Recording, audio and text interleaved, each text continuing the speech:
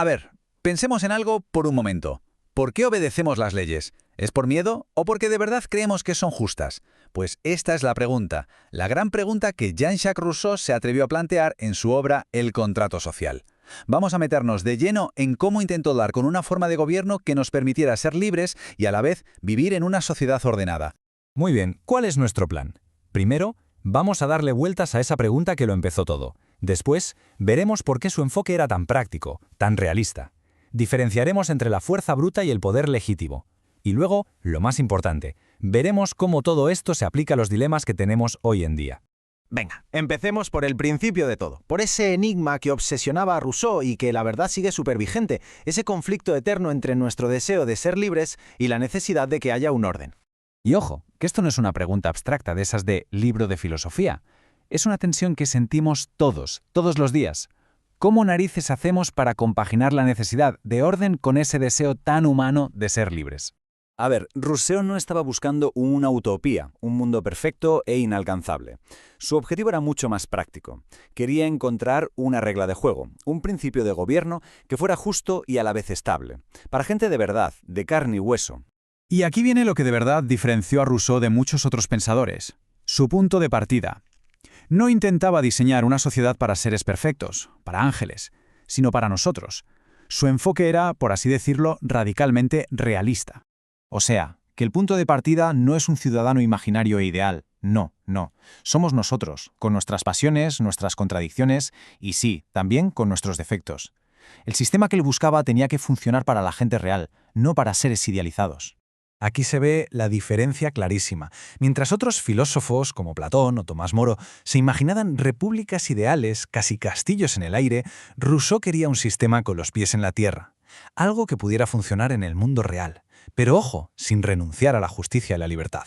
Y claro, este enfoque tan realista le lleva directamente al meollo de la cuestión, a la diferencia fundamental entre el poder que se impone por la fuerza y el que nace de la legitimidad. Aquí, Rousseau pone el dedo en la llaga. El problema es el poder que se basa solo en la fuerza. Pensemos en un gobierno que manda porque tiene las armas, o el dinero, o simplemente porque siempre ha sido así, sin más fundamento que ese. Y la conclusión es rotunda. Para Rousseau, la autoridad que viene solo de la fuerza es, por definición, ilegítima. Y punto. La fuerza te puede obligar a obedecer, claro, pero nunca crea el deber moral de hacerlo. Son dos cosas muy distintas. Y esta es la alternativa revolucionaria que nos propone. El único poder que es legítimo es el que nace de la propia gente, de un acuerdo entre todos, de un contrato social en el que cada uno participa libremente. Bueno, vale, pero ¿qué tiene que ver una idea del siglo XVIII con nuestro mundo de hoy? Pues, la verdad, mucho más de lo que parece. Vamos a ver por qué las preguntas de Rousseau son más urgentes que nunca. Es que estas preguntas sobre el poder, la obediencia y el consentimiento siguen totalmente vivas. Vivimos en un mundo súper complejo, donde las fuentes de autoridad son muchas y a menudo bastante opacas. Pensemos un poco en el día a día. ¿Sentimos que de verdad participamos en las decisiones del gobierno o simplemente las acatamos? En el trabajo, ¿seguimos las normas por convicción o por miedo a perder el puesto? Incluso en las redes sociales, ¿aceptamos sus términos porque estamos de acuerdo o porque es eso o quedarse fuera? Esta tensión está en todas partes. Y esta es una de esas frases de Rousseau que te dejan pensando. Es un recordatorio brutal. Nos desafía a mirar más allá de lo que dice la ley escrita y a preguntarnos por la legitimidad real de la autoridad. Que algo sea legal no significa automáticamente que sea justo o que represente la voluntad de la gente.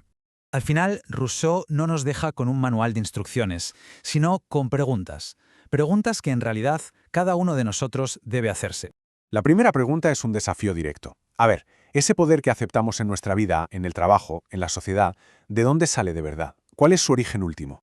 Esta segunda pregunta va todavía más al fondo. Nos pide que pensemos en por qué hacemos lo que hacemos. ¿Seguimos las reglas porque creemos en ellas, porque nos parecen justas, o lo hacemos simplemente para evitar un castigo?